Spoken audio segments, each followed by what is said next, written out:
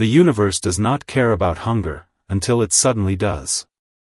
Navigator Krellax of the Zarkon interstellar mapping vessel stared at the sensor readouts with a mixture of confusion and mild irritation. Something was wrong with the long-range scanning equipment, something fundamentally impossible. The holographic display flickered with anomalous readings from a small blue-green planet in a relatively unremarkable solar system. Most mapping missions were monotonous, cataloging lifeless rocks, scanning mineral compositions, tracking potential resource zones. But this planet was different. Its sensors were broadcasting the most peculiar energy signatures Krellax had ever encountered. "Diagnostic report," he commanded, his four-fingered hand tapping a series of crystalline interface nodes. Junior Technician Vorn approached, his exoskeletal frame rigid with professional precision. "Sensors indicate unusual molecular interactions. Consistent with organic matter, but different. Highly complex chemical exchanges that defy our standard biological classification models." Krellax's secondary respiratory membrane pulsed, the Zarkon equivalent of raising an eyebrow. Their species had mapped thousands of planetary systems over centuries of exploration. Nothing surprised them anymore. Nothing except this inexplicable planet. The vessel's advanced scanning arrays began breaking down the molecular signatures. Proteins, complex carbohydrates, lipids, but arranged in combinations that suggested more than mere sustenance. These molecular structures hinted at something the Zarkon had never encountered: deliberate sensory manipulation. "Food," Vorn whispered, the translation module in his communication implant rendering the alien concept with clinical detachment. Krellax would have laughed if Zarkon biology permitted such emotional displays. Food was a primitive concept, long since optimized by their civilization into precise nutritional compounds. Their bodies were marvel of bioengineering, each nutrient carefully calibrated, each cellular function mathematically predicted. But these planetary readings suggested something radical. These molecular interactions weren't just about survival. They were about experience. A critical error message flashed across the primary display. One of the sensors had somehow captured what appeared to be a culinary transmission, a digital recording of something called a cooking show broadcasting from the planet's surface.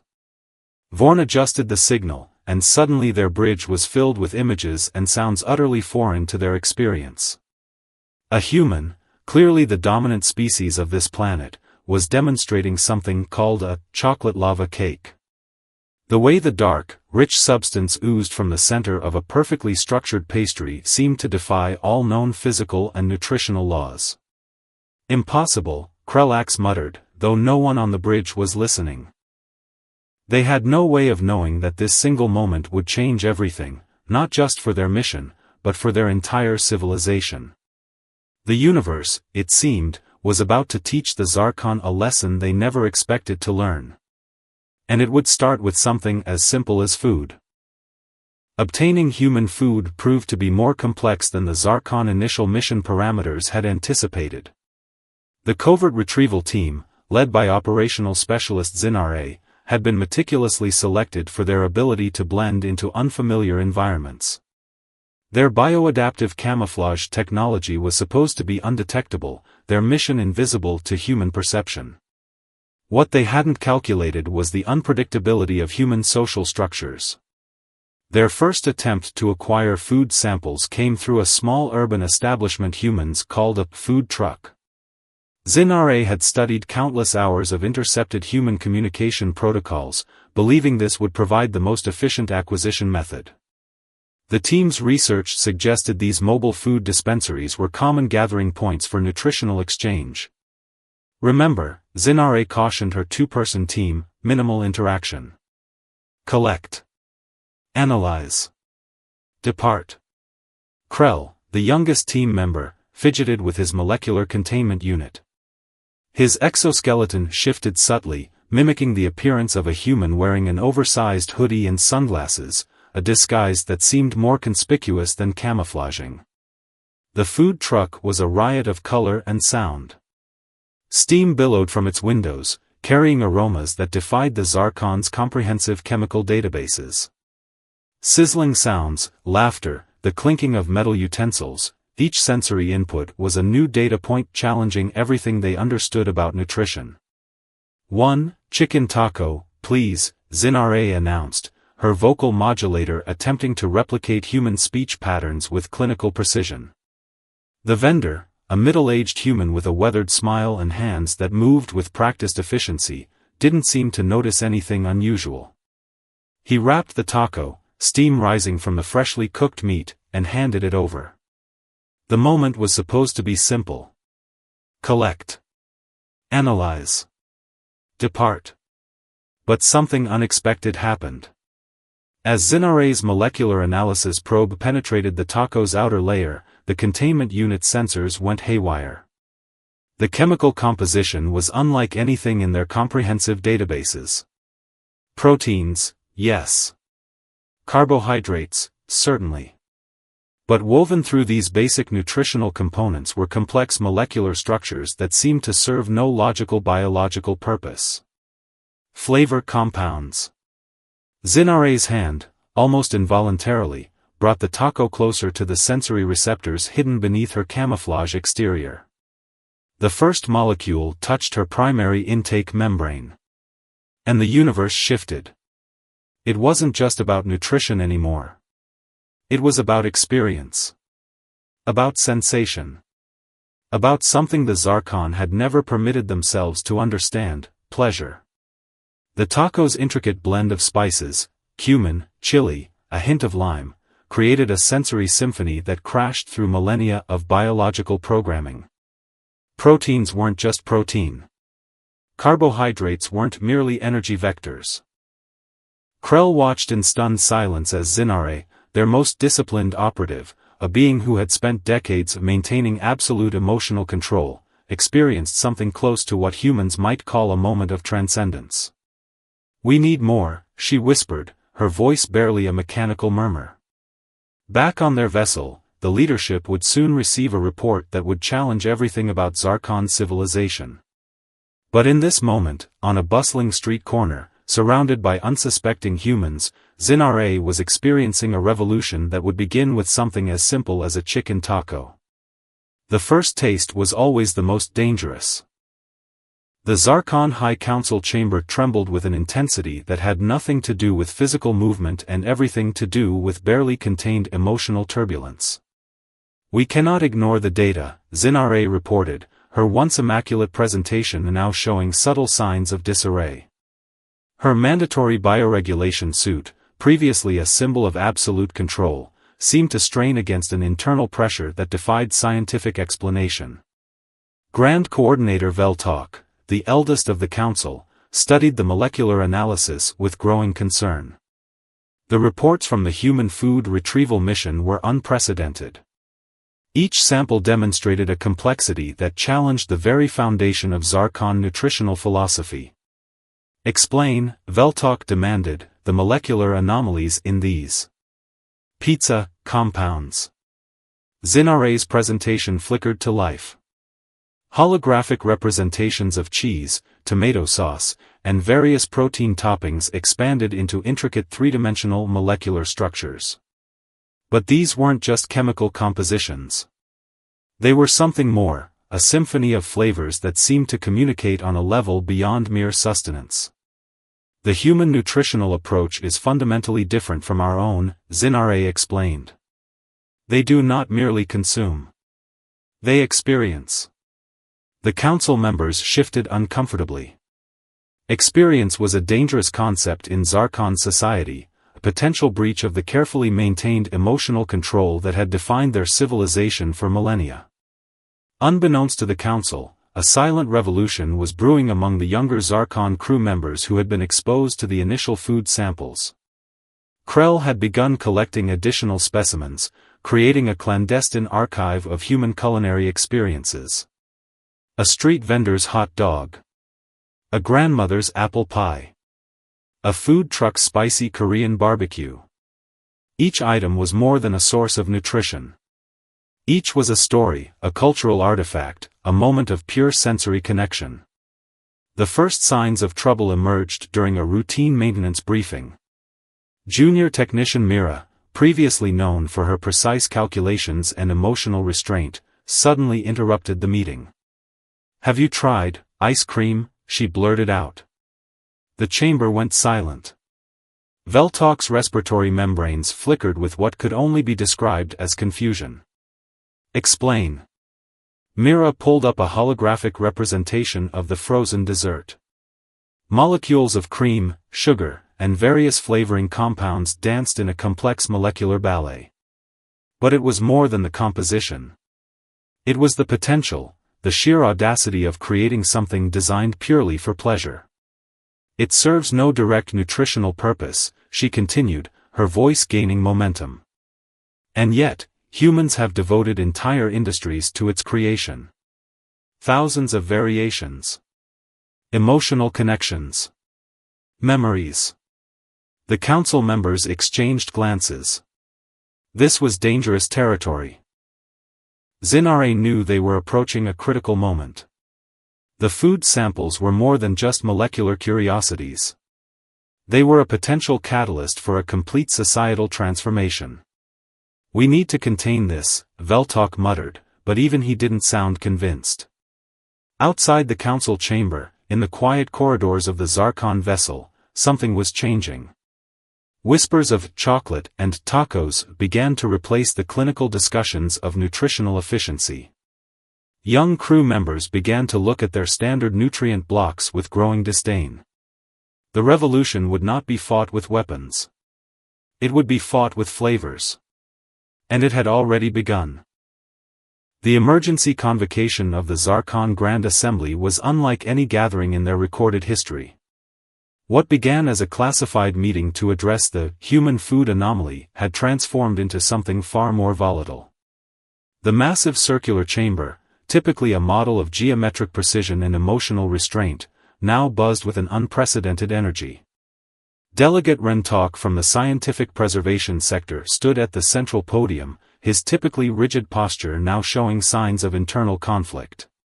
"We are facing a fundamental challenge to our entire existential framework," he declared, his voice modulator struggling to maintain its usual clinical tone.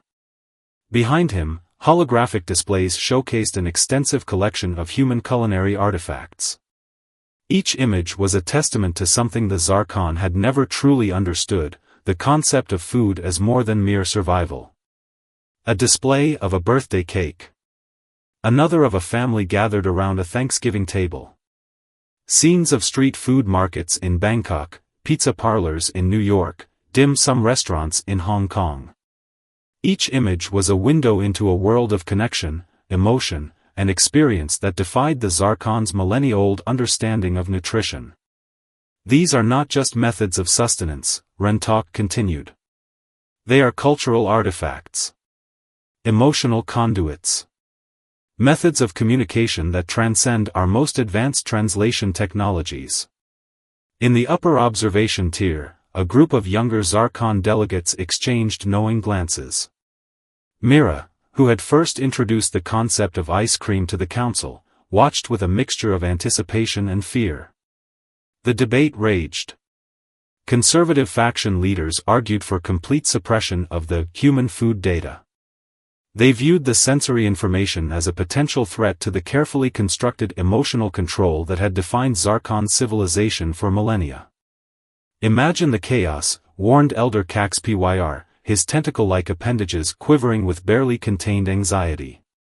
"If we allow these sensory experiences to infiltrate our society, we risk complete societal destabilization." But others saw potential. Dr. Lyravan, a quantum sociological researcher, presented a counterargument that would change everything. "What if," she began, her holographic projection showing intricate neural pathway simulations, "what if these food experiences are not a threat, but an evolutionary opportunity?" Her presentation revealed how human culinary experiences activated neural pathways that the Zarkon had systematically suppressed over generations. Emotions weren't weaknesses to be controlled, they were complex communication systems that humans had learned to navigate and celebrate. A video began to play. A human child's first taste of ice cream. The pure, unbridled joy. The connection with a parent. The moment of shared experience. The chamber went silent. Rentok's voice broke the tension. We stand at a crossroads. Continue our path of emotional suppression, or explore a new understanding of existence. Outside the chamber, unbeknownst to the delegates, a quiet revolution was already in motion. Zarkon crew members were secretly sharing smuggled food samples.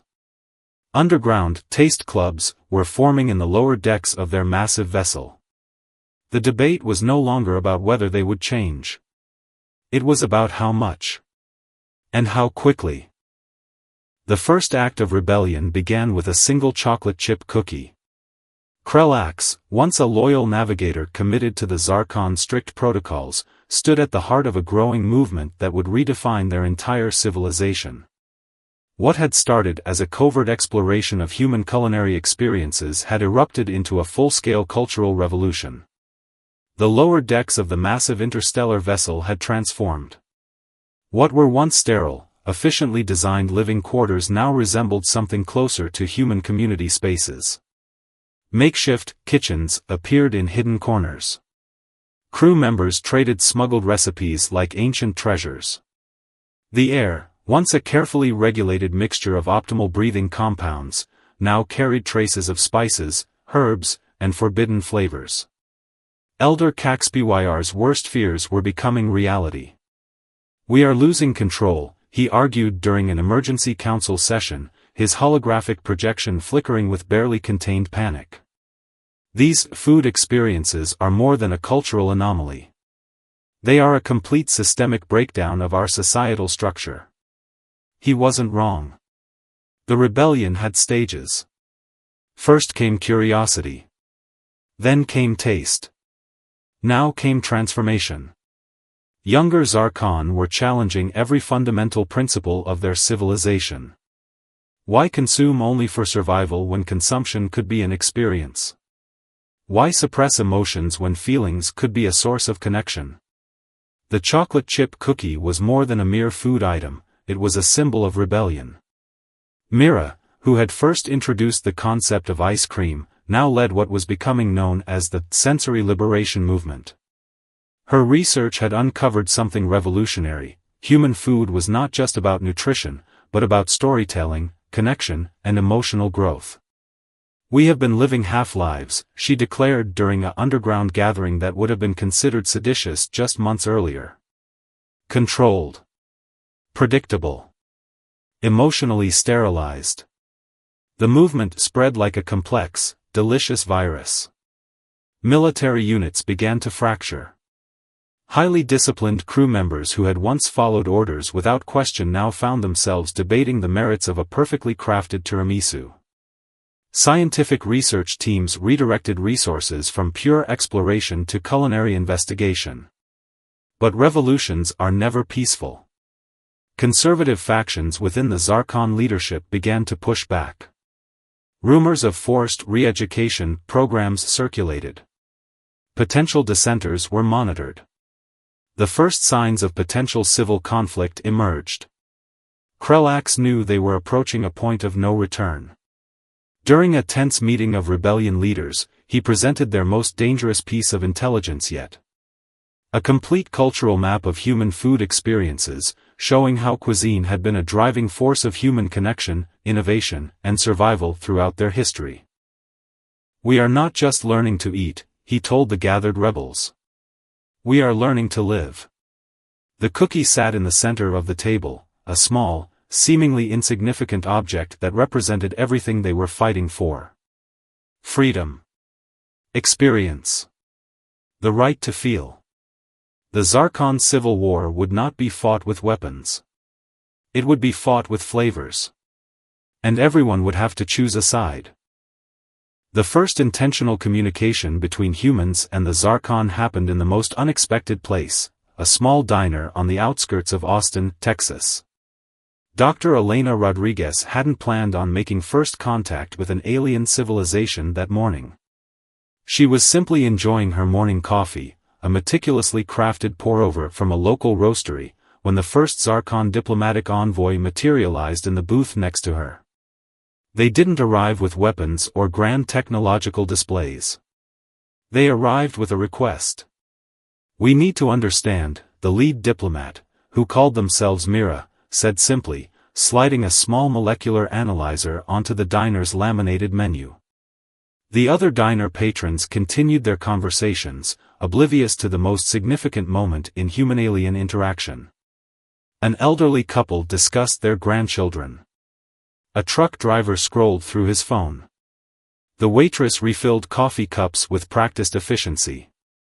Elena, a xenolinguistics professor who had spent her entire career preparing for a moment she never truly believed would come, took a measured breath. "About what?" she asked, pushing her coffee cup slightly forward. Myra's response was both precise and vulnerable. "Everything. But we would like to start with this." The molecular analyzer began to break down the coffee's composition. But it was doing more than just analyzing chemicals.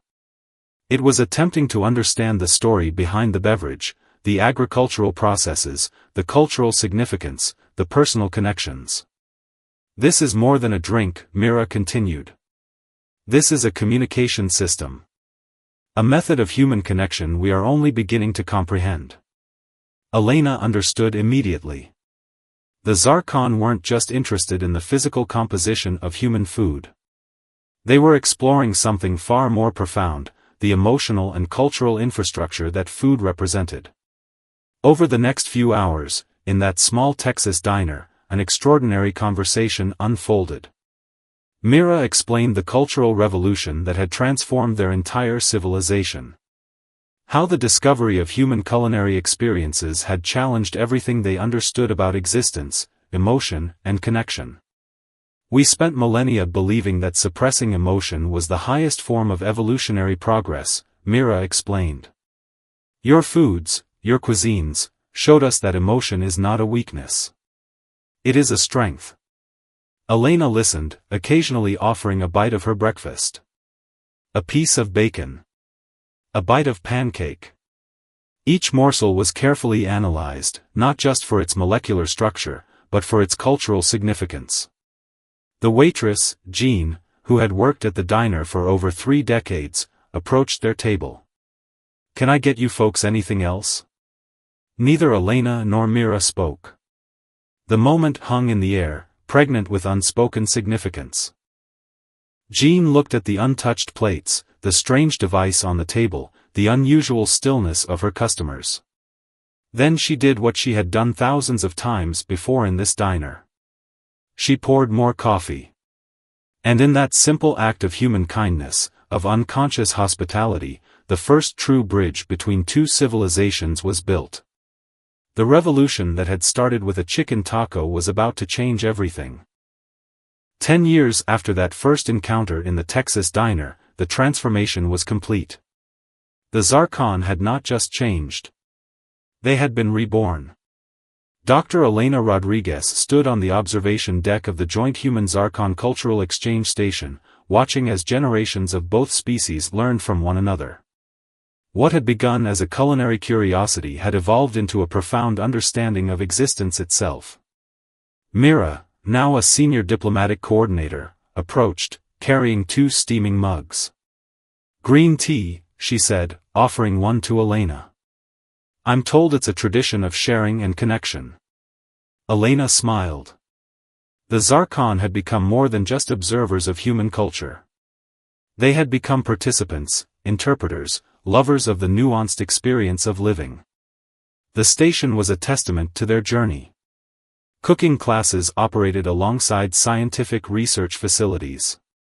Cultural exchange programs taught both species the art of experiencing life beyond mere survival. Children, human and Zarkon alike, learned about empathy, connection, and the power of shared meals. We were wrong, Mira reflected, her once rigid communication patterns now filled with subtle emotional undertones. For millennia, we believed that controlling emotion was the highest form of evolution. We thought feeling was a weakness. Elena watched a group of young Zarkon students learning to make pizza, their molecular adaptive bodies carefully mimicking human cooking techniques. Laughter, a sound once entirely foreign to their species, filled the air. The revolution had been quiet but profound.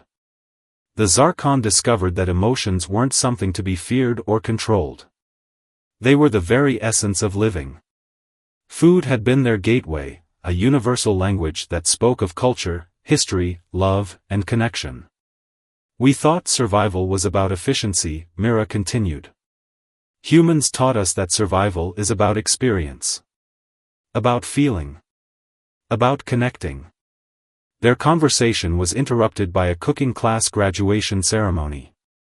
Students from both species stood together, having learned not just recipes, but the deeper art of human connection. Each had a story, a moment of transformation triggered by a simple taste, a shared meal, an understanding that transcended biological differences. Elena thought about the long journey. The initial fears. The cultural misunderstandings. The potential for conflict that had been transformed by something as simple as a shared experience of taste. We were so afraid of losing control, Mira said, her voice soft. We didn't realize that true strength comes from being vulnerable. From allowing yourself to feel. From understanding that our differences are what make us beautiful. As the sun set outside the station's massive windows, casting a warm glow across species that had once seemed impossibly different, Elena understood the profound lesson. Life isn't about avoiding vulnerability. It's about embracing it.